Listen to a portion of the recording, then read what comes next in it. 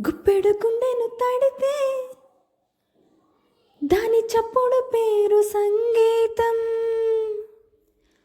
కుప్పున మల్లెలు పెడితే అది చప్పున రమ్మని సంకేతం. అదిరిపడిన పెదవికేంటి అర్థం? అడుగుతోంది ఎదురు చూసి అదర కాగితం.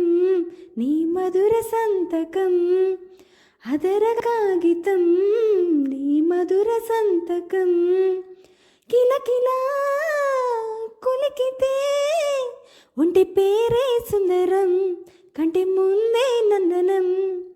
చిలకలా పలికితే ఉండిపోదా సంబరం, గుండె కాదా మందిరం.